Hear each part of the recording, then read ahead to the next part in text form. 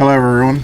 It's Kevin Flowers, senior reporter of the Erie Times-News, here with another of our senior reporters, Ed Palattella, and we're here to talk a little bit about what 2019 looked like in news and what we might expect in 2020. So, Ed, as usual, a lot of things going on in this town and a lot to report on. In 2019 and in 2020. Yeah, exactly. Well, Kevin, Happy New Year to you. Same You're to you. on vacation. Nice Yeah, to see you again. I'm getting my bearings, everyone. So I just got back about 2 hours ago. Yeah, So. and lately, as many people know, not many people working over the past 2 weeks. So it's been kind of a interesting news time. But as Kevin said, a lot happened in 2019, and a lot will be going on in 2020. So what Kevin and I are going to do is just go through the list of the top 10 stories for 2019 that appeared in Erie Times-News based on the readership numbers from GoErie.com. And this story of mine was in the paper last week. So as is unfortunately often the case with these top stories, the most read story involved a tragedy.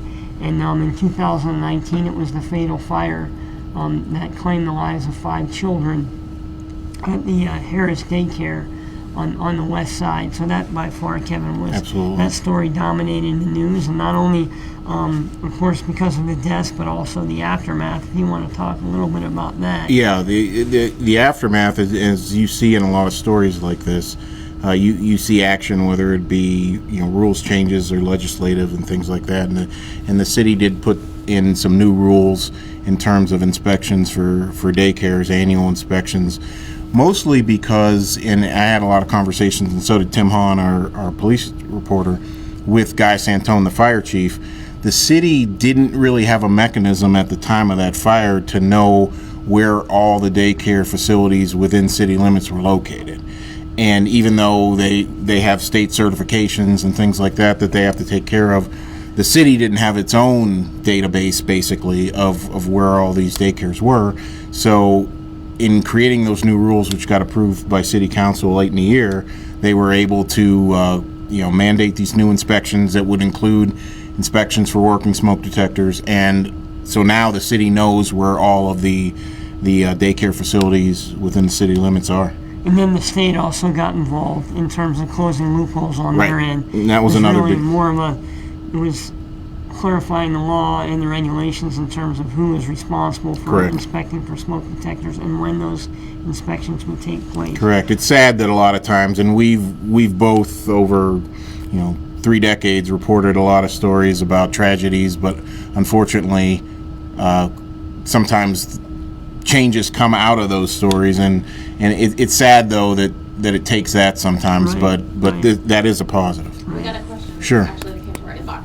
Have we talked to the families since the tragedy happened of these kids? We did have interviews with the family members. Maddie O'Neill, one of our reporters, interviewed the father and mother of 4 of the children. And then the mom for the 5th child did not want to be interviewed, but we did talk to them. Of course, it's just a horrible situation, and certainly the community pulled together for the families, and this is not something that is going to go away in terms of the collective memory. Well, the 5th, what happened one of the 5th mom, I did interview her at the funeral home. Oh, that's right. Right after that, I was able to talk to her a little bit about that, and like I said, that's a tragic situation. But you always have to give credit to people dealing with that kind of adversity who are willing to talk to you and kind of give us their thoughts and their memories on their loved ones. Right. So, moving on, the second most read story, and this seems to be a common occurrence now in Erie County, is the federal fraud charges against auto dealers.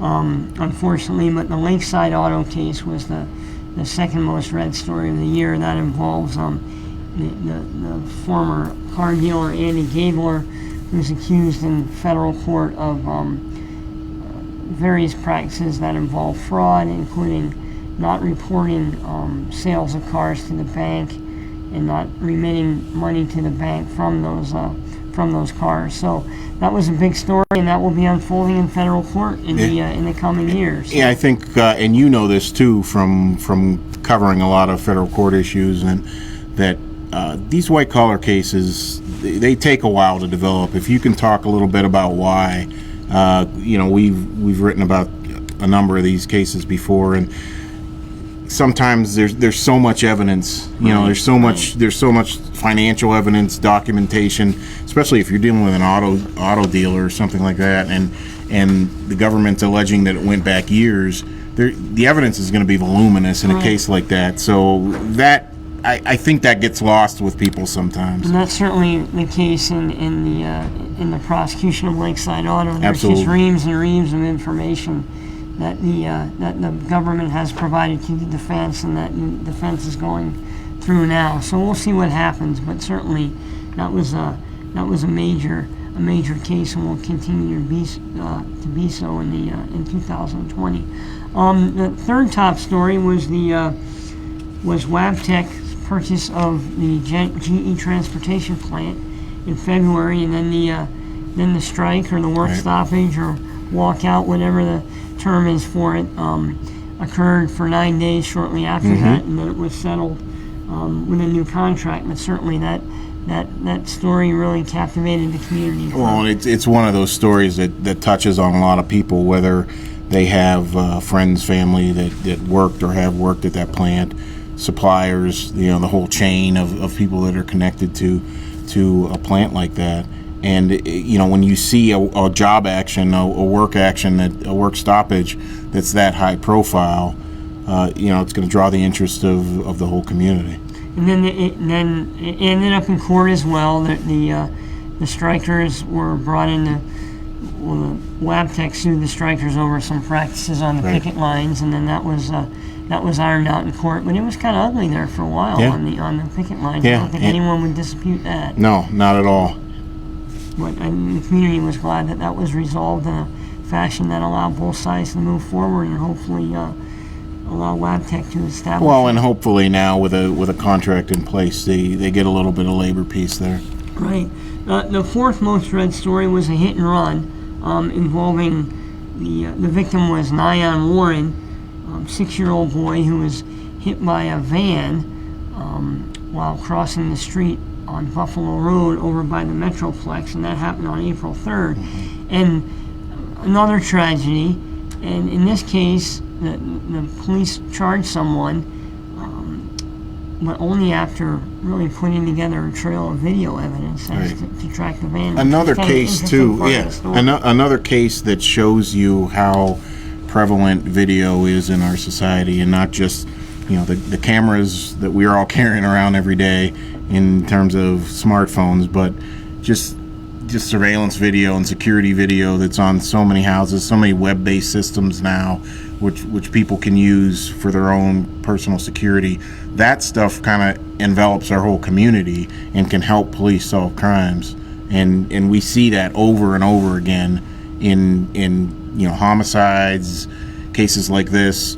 You see it a lot. And it was really stunning how they put the evidence together. As you said, Kevin, it was like every house, every business they went to, and it was almost like an uninterrupted trail of evidence in terms of this van. And it's almost like they can splice all that stuff together to kind of get the timeline that maybe they're missing from in their chain of evidence there. And the defendant in that case, Sebarandi Johanna, he's pleaded not guilty, and that case will most likely be resolved in some fashion in the coming year. Number 5, Kevin, if you could talk about this, because you've covered a lot with the Downtown Development Corporation, but the closing of the downtown McDonald's. Yeah, interesting because October. It's McDonald's at 5th and State. People know that it's a place everybody's been at one point, and a lot of people hang out in that area. And when that McDonald's closed, it seemed natural to us to try to see if the Erie Downtown Development Corporation, which obviously has a lot of plans for downtown, the North Park Row properties where they've announced their culinary district, those kind of things, to see if they had any involvement with that.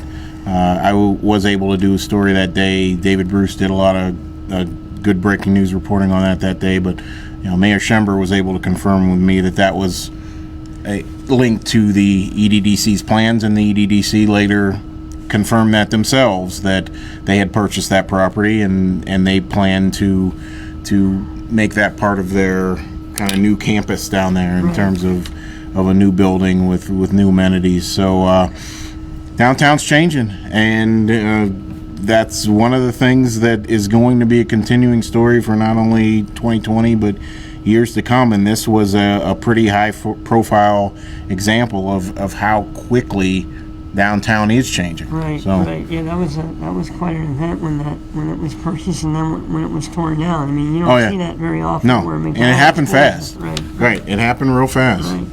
Right. We should mention that McDonald's did tell us that the employees were offered relocation to other stores, so it didn't lead to any, at least as far as we know, direct job loss for the employees that worked there.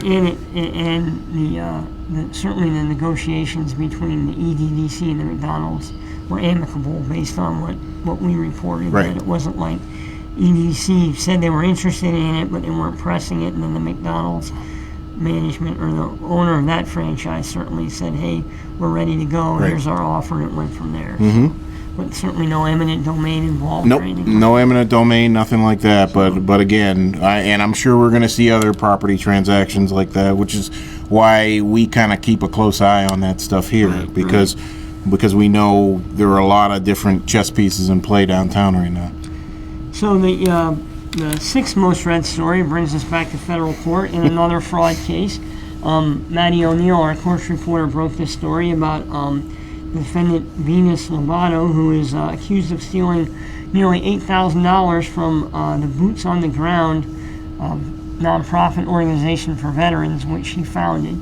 So that remains in federal court. She's pleaded not guilty, but that was another high-profile fraud case. Yeah, we'll see what happens there. And one of those that's shocking to a lot of people, and that again touches a nerve with a lot of people, because you have veterans involved and things like that. A group that was created to help veterans in a certain way, and a lot of people feel some kind of way about that kind of thing. When someone gets charged with misusing that money, the case has to play out in court. We don't know what's going to happen there, but that is definitely one that will draw a lot of different public opinion. Right, and any nonprofit organization, when people contribute money to it, they trust that it will be used properly. Correct. In this case, the federal government says it was not. So it was a busy year in federal court in terms of fraud cases. There's a big change over there as well. Marshall Piccinini, who had been the lead assistant U.S. attorney in that office, was appointed a common pleas court judge. So his longtime assistant Christian Traybold is now the lead assistant U.S. attorney there. His boss is Scott Brady in Pittsburgh, but it's been active over there, and they have another assistant U.S. attorney over there as well. Right. So and Chris has been there throughout, and you and I both know him pretty well and have worked with him on different stories and different cases. And just to say, good luck to Marshall in his new position. But Chris is someone who I would expect there won't be much of a beat missed in that office, because Chris has been involved in a lot of these cases that we're talking about, and other pretty high-profile cases going back years. And they've added staff there. Paul Sellers, who used to be assistant Erie County District Attorney, is now there as an assistant U.S. attorney, and the Federal Public Defender's Office in Erie. Maria Gellner is the public defender assigned to the Erie office, which really helps up here, because for years they didn't have anybody. They didn't have anyone. They were bringing people up from Pittsburgh. Exactly. So certainly, and the Susan Paradise Baxter is the. And I'm glad you mentioned those things, because, and I think this is some of the insight people can get on cases like this, especially in federal court. Even something like not having a fully staffed federal public defender's office here, that has a tremendous impact on how quickly a case will move through the system, in motions being filed, things like that, and I mean that's huge. Right. So things are moving along at the federal courthouse as well. So the seventh most read story, Kevin, if you could talk about this, another untimely death of Ralph Pontillo, who Yeah. founded the Roar on the Shore motorcycle rally. He died in Florida, where he has a second home near Sarasota.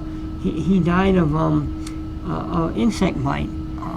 He had an allergic reaction to an insect bite, and he died in September, and that certainly left a void for that for Roar on the Shore, which was already changing before his death. But if you could talk a little bit about that. Yeah, it's tragic and sudden, the death of Ralph Pontillo, somebody, again, that you and I both have interviewed multiple times and talked with, and I worked on, actually broke the story on Roar on the Shore being in jeopardy in Erie, and basically the move to Lake Erie Speedway was confirmed in that same day. So that was something that was basically a financial dispute between the city and Roar on the Shore in terms of reimbursement. The mayor's office said that they needed pretty much full reimbursement for costs that the city had basically been eating in the past in terms of Roar on the Shore. And the Manufacturers Association and Ralph Pontillo said that they couldn't afford to pay those full costs, and disputed some of those costs too as being true reimbursables, for lack of a better term. So there was kind of a back and forth, and at the time of Mr. Pontillo's death, the city and there was some communication about, not saying it was going to happen, but some communication about this is what we would need to happen for Roar on the Shore to return to downtown Erie. I know that they moved the event out to Lake Erie Speedway last summer, but Ron Leonardi did some reporting on it, and just the things you heard around town, it was clear that it was not only just a different vibe, but it wasn't working the same way that it had worked downtown. The vendors were not pleased. And the vendors were, exactly. And the vendors were not happy. A lot of the people who would come from out of town were not happy about that either. It's going to be interesting to see what happens. I know they said they suspended the event for 2020. Right. Will it come back at all in some form? Will it be remade? Because it was a popular thing, even for non-motorcyclists who would go downtown and be able to kind of walk around through the different venues and bikes and vendors. I don't know if we'll ever see it in kind of the same form again, but it'll be interesting to see if anybody tries. I don't know what you think. Well, yeah, it'll be interesting to see what the city comes up with or if the Manufacturers Association, which was the primary sponsor of this event, will want it to continue. So, but clearly with Ralph Pontillo's death, that's a huge void. It was a huge void, and he was Roar on the Shore. Yeah, he was the event.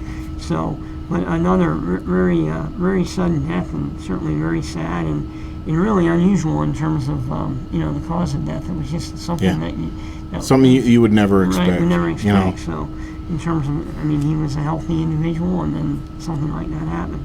So, the eighth most read story involved a car train crash in Springfield Township on June 26th, where two 18-year-olds were killed, a boyfriend and girlfriend, Shawnee George from Ashtabula, Ohio, and Timothy Powell from Pontiac, Ohio.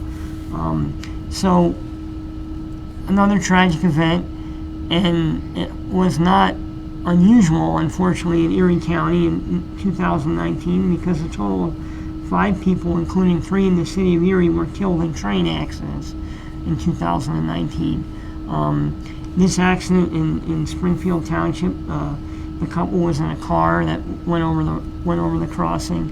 So just another sad case. And when you have young people involved, they're only 18 years old. Right. So you hate to see that. Right. So the ninth most read story, and this will play out quite a bit in 2020 and the years ahead, was Mercyhurst's announcement that it's going to close its Northeast campus and basically consolidate all those operations at its main campus in Erie. So that was a big development, and we'll see what happens there. Well, and that's an interesting development too, in the context, in some ways, of the community college conversation, because Mercyhurst Northeast had kind of built itself as a post-secondary option. It's largely a 2-year. Right. That's what I was going to say. So,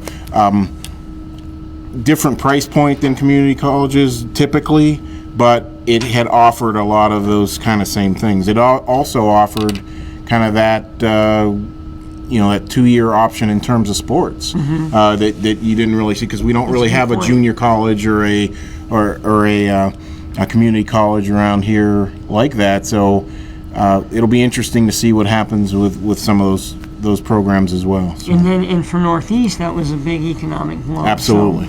So we'll see what happens there. And the latest, as Matt Rink has reported for us on the community college and on Mercier's Northeast, that Mercier's would like that property rezoned so it could be subdivided, and, right. And the township officials are kind of reluctant. They're waiting to see who might buy it. So it'll be something to see how that plays out. And the community college, as you mentioned, that's going to be that'll be a big story.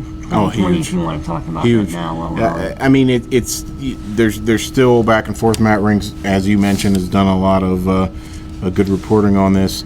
There will be a public hearing in Erie in 2020 about the community college plan, and we'll just have to see if it gets a sign off from the state, because it's a lot of people who are for it have argued for years that it's the kind of post-secondary option we need. People who are against it are arguing that taxpayers can't afford it, or that it would be another burden on the taxpayers. So it's going to be huge to see how that story plays out. And this is a story that's come to involve the highest officials in state government, Absolutely. The governor's office, and then Senator Scarnati's office, who's basically the head of the Senate. Right. So and it's in a lot of different groups trying to put some public pressure to get a decision made here. I mean, when you get the governor coming out with as strong a statement as you're going to get from a governor, kind of in favor of that, and then we know that Senator Scarnati and where he sits, in opposition to that, it's a bit of a power play. Yeah, and you usually don't see that to this level on an issue like this. Mm-hmm. So there's a lot of people pushing, for a decision here, and a lot of people for and against, going to pretty good lengths to make their positions known. And it's getting a lot of attention statewide. Absolutely. As well. The 10th most read story, this is the last one we'll talk about in terms of 2019, was the gunfight that erupted at outside the Marriott on the Bayfront in February. It was a shootout between two groups of people suspected of dealing heroin. It was something. Especially because it took place because of where it took place. Oh, right. Right outside the Marriott Bayfront, which is a place you don't expect something like that to happen, even though we know things like that can happen anywhere. Right. It drew a lot of attention because it's right down on the waterfront, right at that hotel. So, two of the defendants are from Belize, which made it more unusual, and it seems like they just